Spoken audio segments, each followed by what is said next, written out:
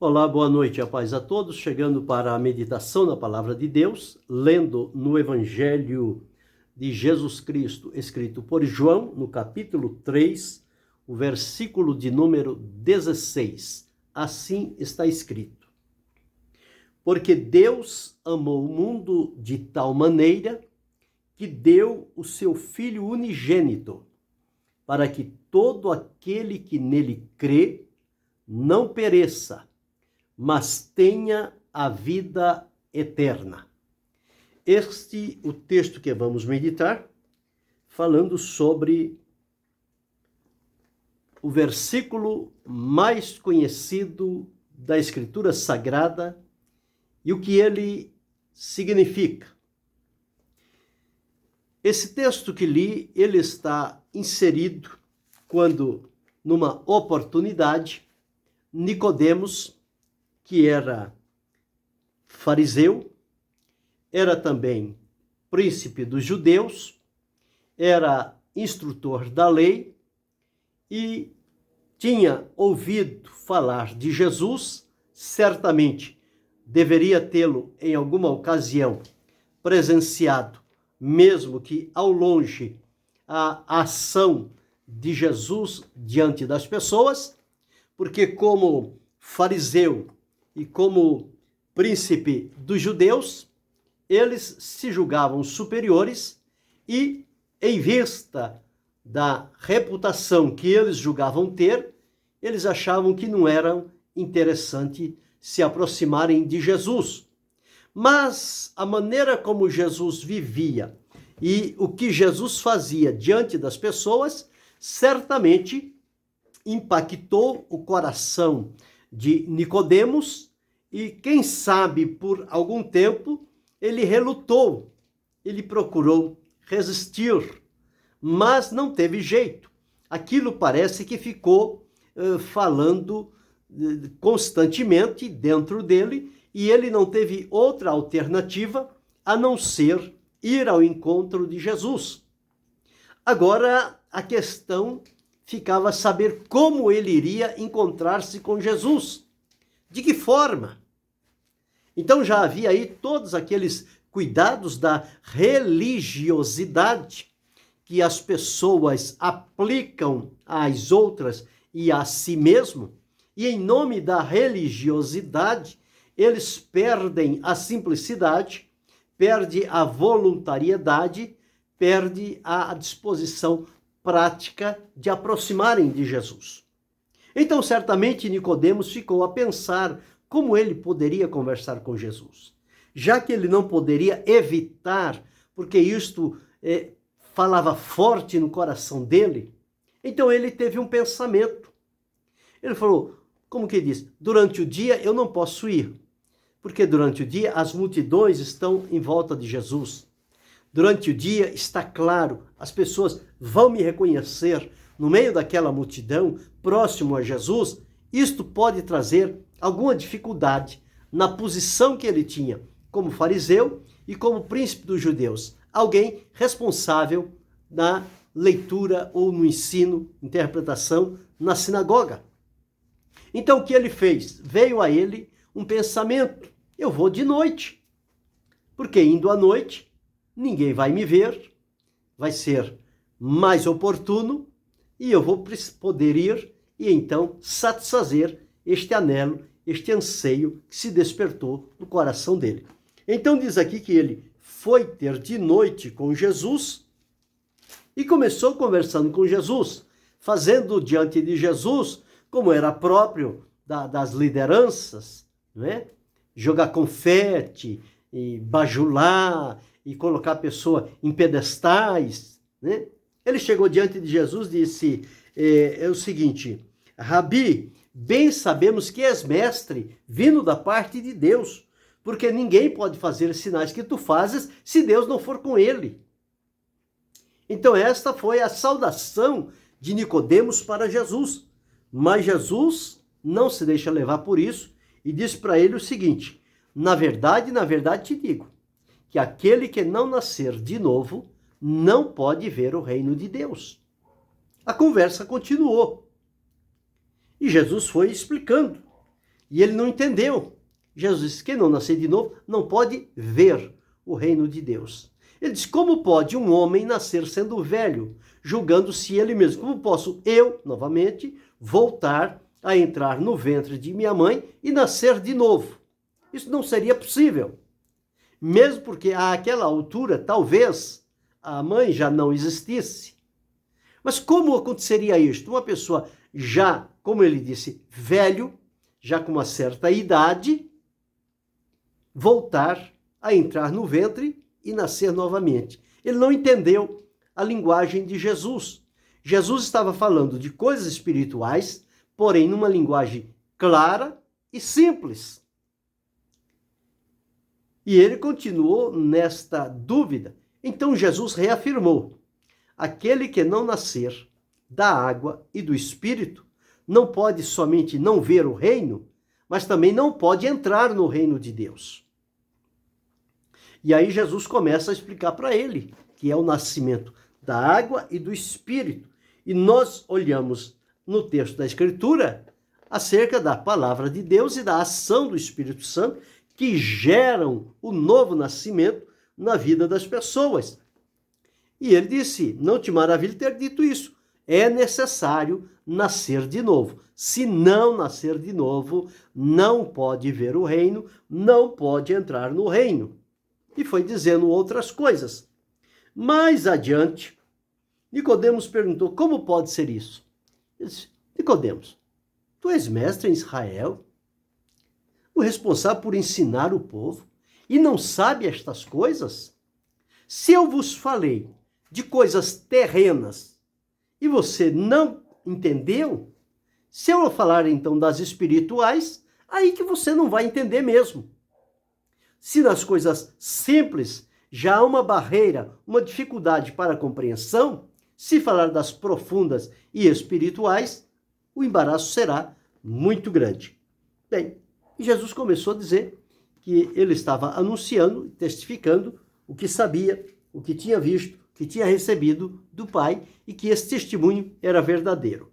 Seguindo adiante, ele vai falar sobre a disposição de Deus de amar o mundo. Então Jesus chega ao versículo que li, o versículo 16, quando ele diz: porque Deus amou o mundo de tal maneira que deu o seu Filho unigênito para que aquele que nele crê não pereça, mas tenha vida eterna. Este versículo tão simples, tão objetivo, tão completo, ele tornou-se algo conhecido universalmente. Em todas as esferas da sociedade, as pessoas, na maioria das vezes, conseguem recitar este versículo, o amor de Deus pelo mundo, para que quem nele crê não pereça, mas tenha vida eterna.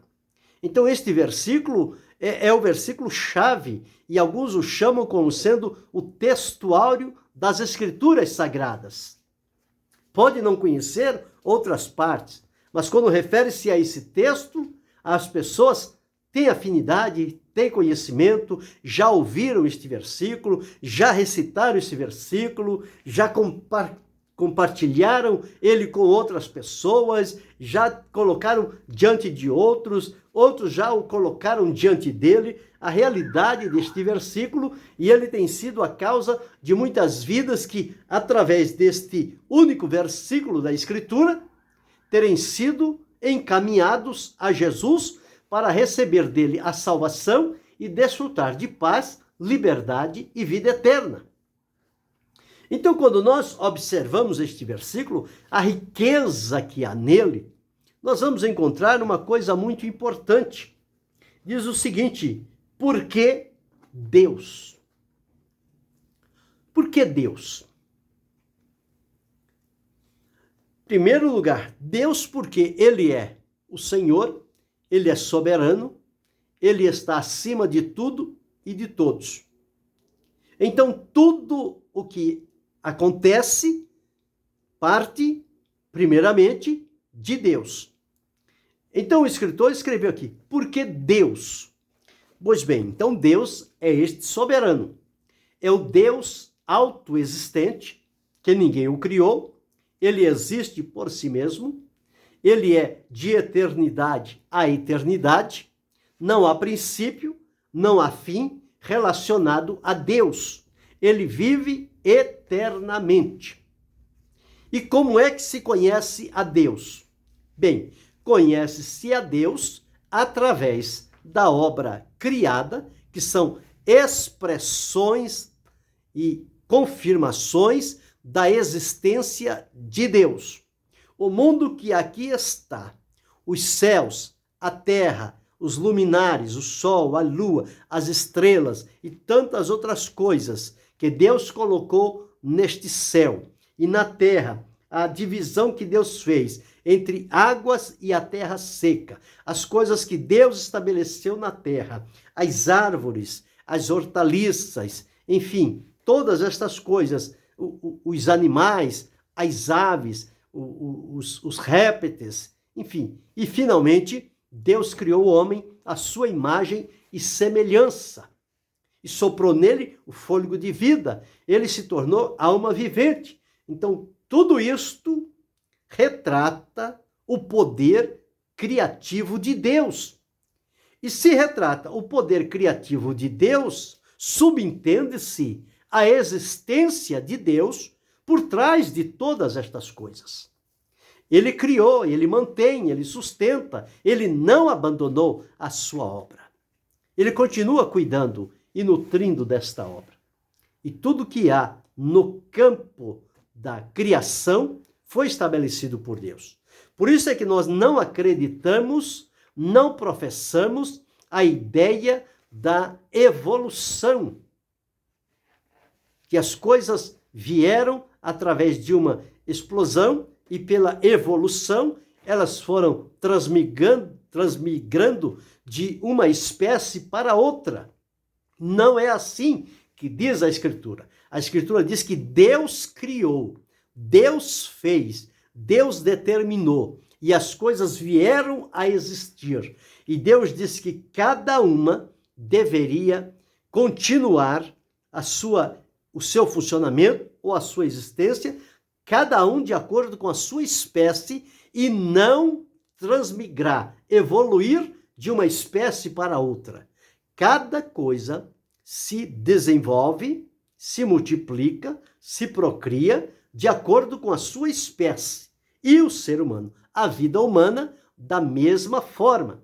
A vida humana, a procriação, é segundo a espécie. Deus criou o homem e a mulher. No relacionamento do homem com a mulher, vai nascer homem ou mulher, segundo a permissão de Deus. Não é um animal que vai chegar a um estágio evolutivo e se transformar num ser humano. Isso não existe. Isso não cabe na cabeça de quem tem inteligência. Então, Deus criou cada coisa segundo a sua própria norma e que elas se propagasse, cada um de acordo com a sua espécie. Então, o homem é a obra criada de Deus. Este homem foi criado por Deus, esta mulher, para desfrutar a comunhão com Deus. Deus se dá a conhecer através da obra criada, da obra da natureza e através do relacionamento espiritual, a manifestação de Deus na vida da pessoa. Que dentro do nosso coração há um lugar reservado unicamente para Deus e ele não se preenche com nada deste mundo, a não ser unicamente com a presença do Senhor nosso Deus. Então, este homem que foi criado por Deus para desfrutar das delícias que Deus criou e colocou para o prazer e o deleite daquele primeiro casal, vivendo em comunhão, desfrutando de paz, de alegria, com a desobediência, eles perderam toda esta oportunidade, porém Deus não os deixou abandonados à sua própria sorte. E aqui entra o significado deste versículo. O amor de Deus suplantou, quer dizer, ultrapassou a toda queda, transgressão e desobediência da humanidade para que este amor de Deus fosse além de todas estas práticas humanas por conta do pecado e que o amor de Deus se estabelecesse como único ponto que pudesse atrair e trazer para próximo de Deus o homem, a mulher que estavam caídos, perdidos e errantes em pecado. A palavra de Deus diz que todos pecaram, destituídos ficaram da glória de Deus, separaram-se de Deus. Mas o amor de Deus veio na finalidade de alcançar, de trazer, de atrair para si.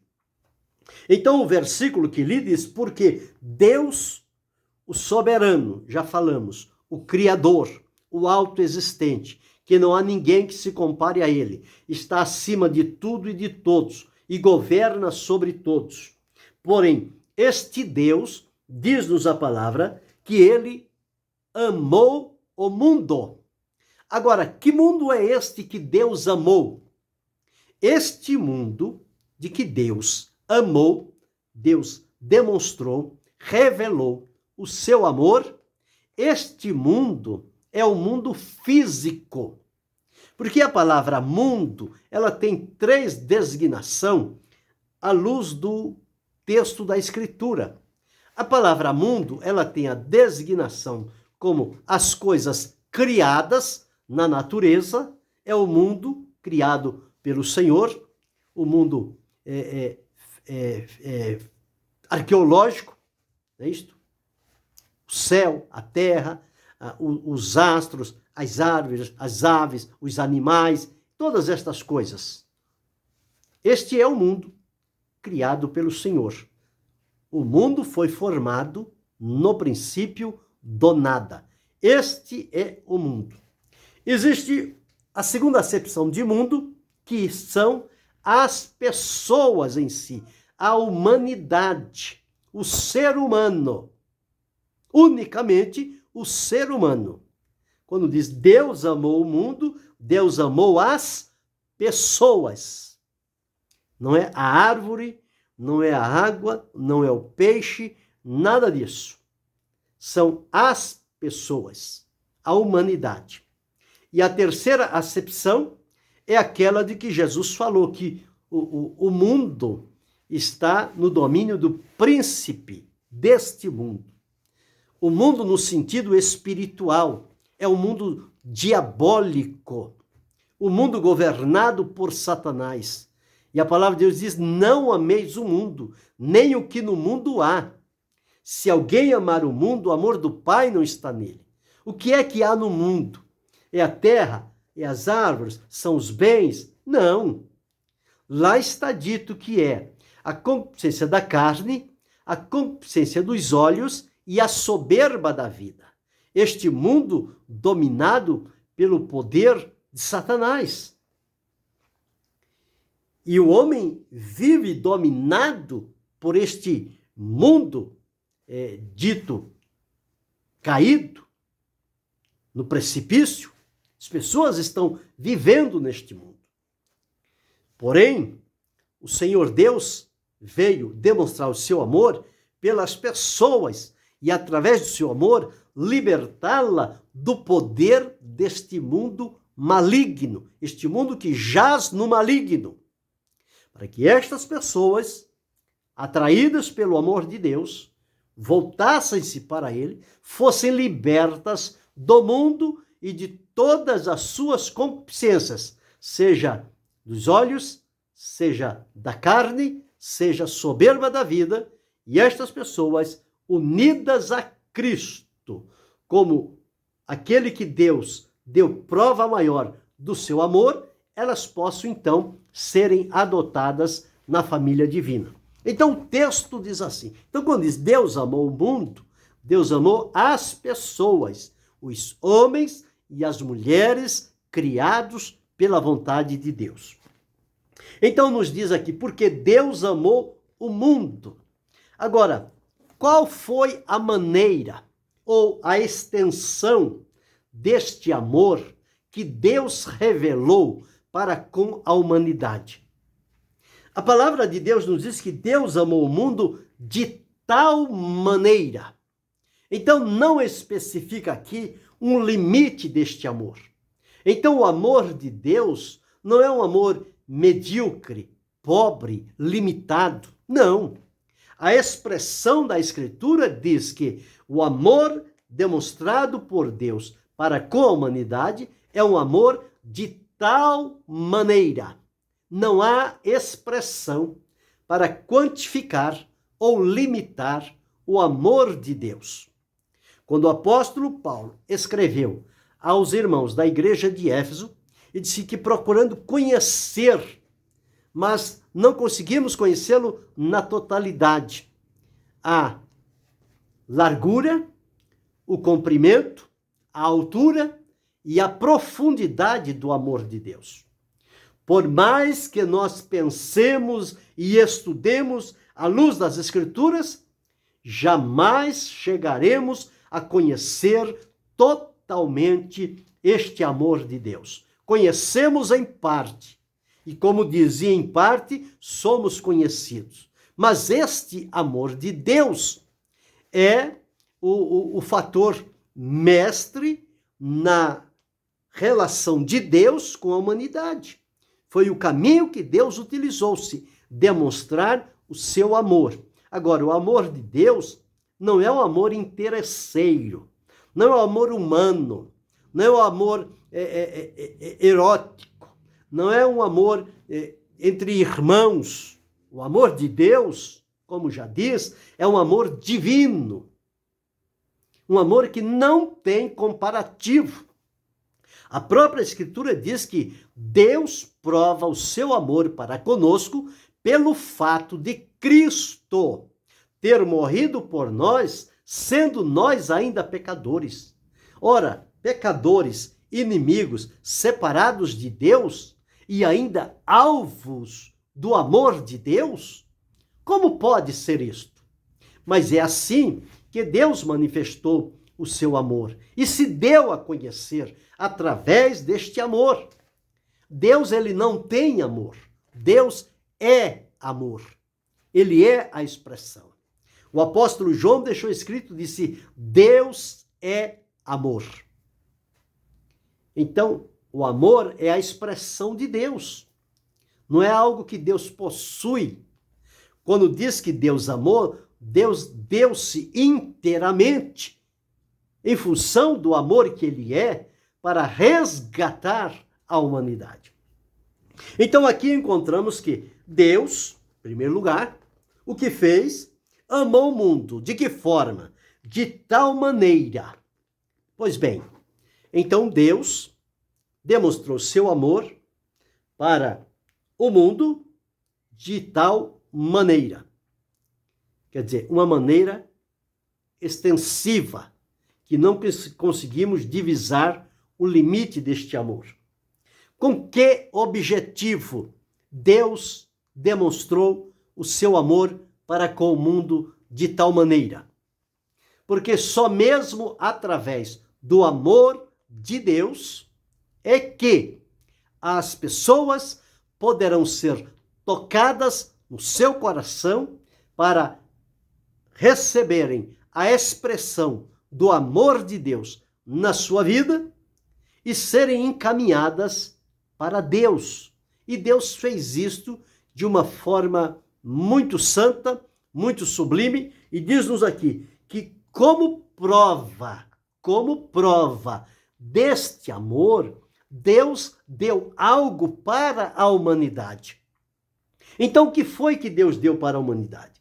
Então, diz aqui, Deus amou o mundo de tal maneira que Deus entregou, Deus abriu mão. O que foi que Deus deu como prova do seu amor? O que foi que ele abriu mão? A Escritura diz que Deus deu o quê? O seu Filho unigênito, quer dizer, o Filho único de Deus. Ele deu como prova do seu amor para com a humanidade, para com o mundo. Então, Deus amou o mundo de uma tal maneira que esta maneira com que ele amou o mundo, ele abriu mão do seu filho unigênito e o entregou como prova deste amor a favor de uma humanidade perversa, caída, corrompida, ingrata, profana, desleal. Mas Deus não olhou estas coisas. O que interessava a Deus era demonstrar o amor dele pela sua obra. Coroa da criação, o homem e a mulher, criado por Deus, a sua imagem, a sua semelhança, Deus jamais deixaria este homem e esta mulher sem a expressão do amor de Deus para com ele. Se dependesse da humanidade procurar a Deus, eles jamais o procurariam, porque o pecado escraviza, cega e engana. Mas Deus veio ao encontro da humanidade. Deus se deu a conhecer, se revelou através do seu Filho unigênito, Jesus Cristo. Então Deus amou o mundo de tal maneira que deu o seu Filho unigênito. Qual era o resultado que Deus esperava desta entrega do seu Filho unigênito como prova do seu amor sem medida, o seu amor de tal maneira pelo mundo, pelas pessoas? Então, o restante do versículo diz: porque Deus amou o mundo de tal maneira que deu, quem? O seu Filho unigênito. Com quais objetivos em mente? Diz aqui: para que todo aquele, com relação ao mundo, à humanidade inteira, mas agora, para que todo aquele que nele crer, isso significa cada um individualmente, quando estando em contato com este amor demonstrado de Deus para com a humanidade, de uma tal maneira que ele deu o seu Filho unigênito para que todo aquele, quer dizer, cada um em particular, todo aquele que nele crer em Jesus. Então, quando este amor de Deus é demonstrado e as pessoas são impactadas pelo amor de Deus, vai se despertar no coração deles a fé. Porque a pessoa humana, ela é carente de ser amada. E quando ela percebe que ela é alvo do amor de Deus, o seu Criador, isto certamente causa naquele coração um impacto muito forte e que leva essas pessoas a crer neste amor expresso de Deus através de Jesus Cristo. E como Deus expressou o amor dele através do seu Filho, por dar o seu Filho, por Jesus vir a este mundo e se entregar em obediência à vontade de Deus, pelo qual ele subiu a cruz lá no alto do Gólgota, representando a mim, a você, a cada um de nós, seres humanos, criados por Deus. E ele tomou sobre si os meus pecados, os teus pecados, os nossos pecados. Ele os levou em seu corpo sobre a cruz, lá no Calvário. Pedro deixou escrito, levando ele mesmo em seu corpo os nossos pecados, prova de grande amor, de assumir os nossos erros, as nossas ignorâncias, os nossos pecados, as nossas rebeliões, ele levou sobre si, com o intuito de que nós agora pudéssemos viver em função da revelação e demonstração deste grande poderoso e eterno amor de Deus, vivermos através da justiça de Cristo, desfrutando do amor de Deus para com a nossa vida. Então Jesus assumiu o nosso lugar. Para Jesus custou a sua vida, oferecida em sacrifício a Deus, um sacrifício eterno, que Jesus fez uma única vez e não precisa de aperfeiçoamento, porque o sacrifício de Jesus foi perfeito. E ele tem o poder de purificar as nossas consciências das obras mortas para que passemos a servir a Deus. Então, quando chegamos a este versículo, diz então, porque Deus amou o mundo de tal maneira que deu o seu Filho unigênito para que todo aquele que nele, em Jesus, crer. E a partir do momento em que crer em Jesus, o que pode acontecer? Todo aquele que nele crê não pereça, não venha a morrer sem desfrutar o amor de Deus.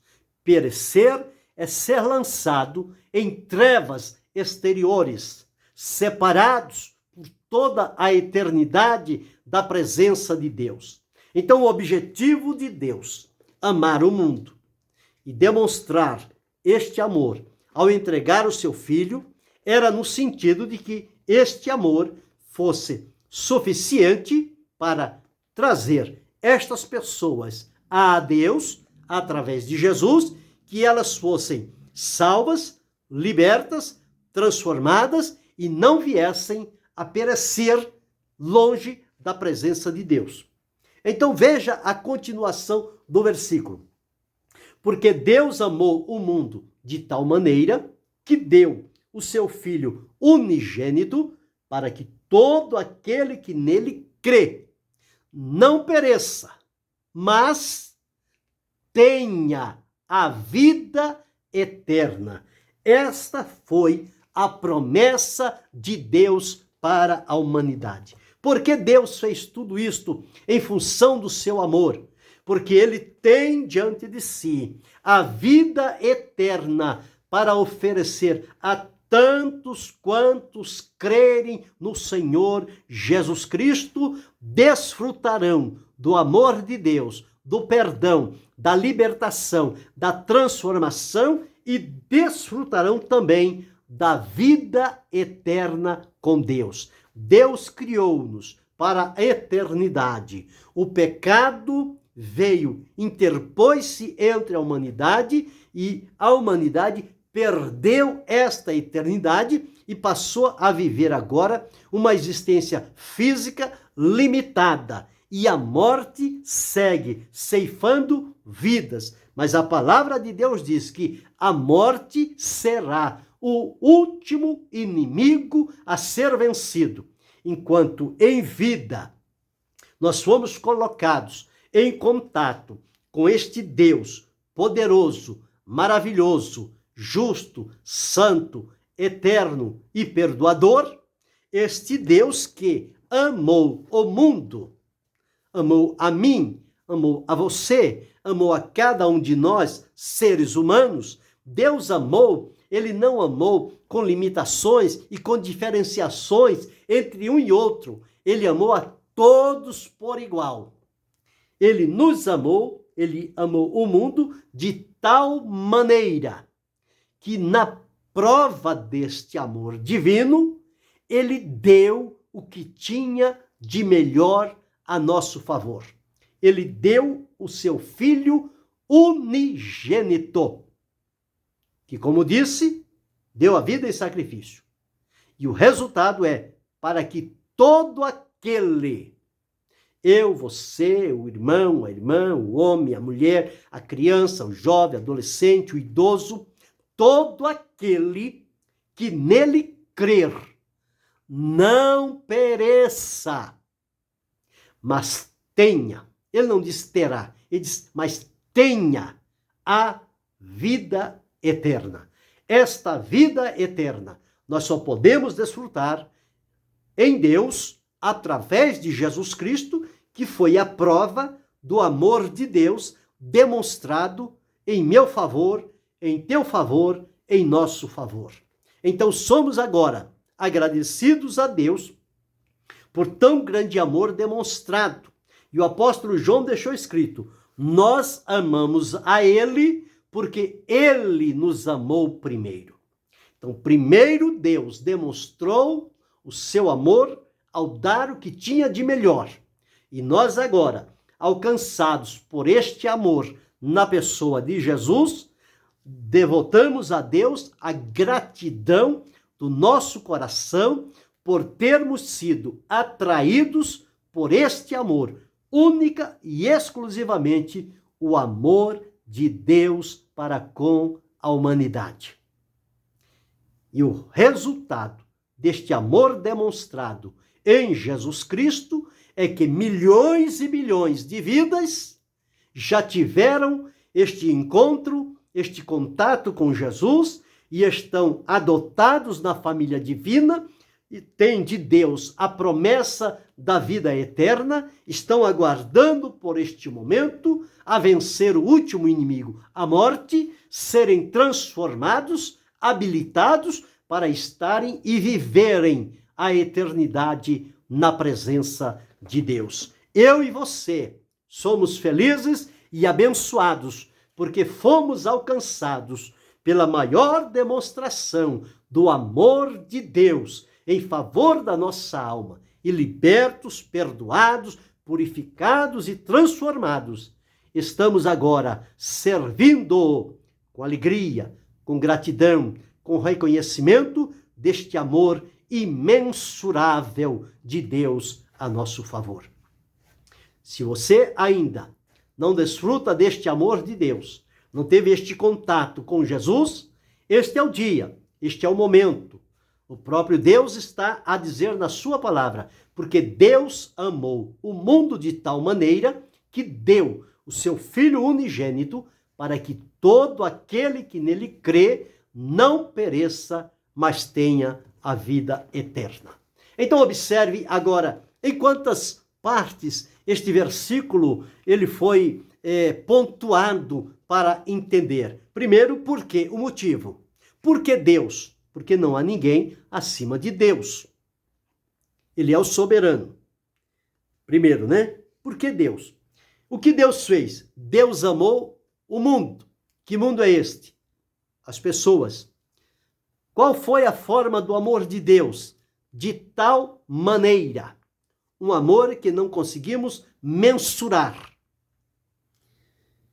E qual a prova deste amor de Deus para com a humanidade? Ele deu. É um amor doador. O que Deus deu? Ele deu o seu Filho unigênito. Único. Para quê?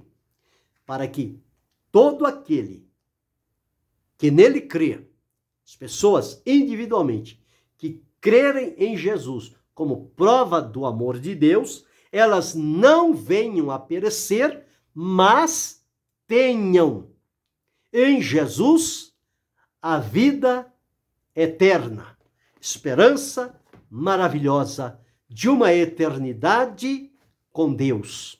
Nós aguardamos este momento.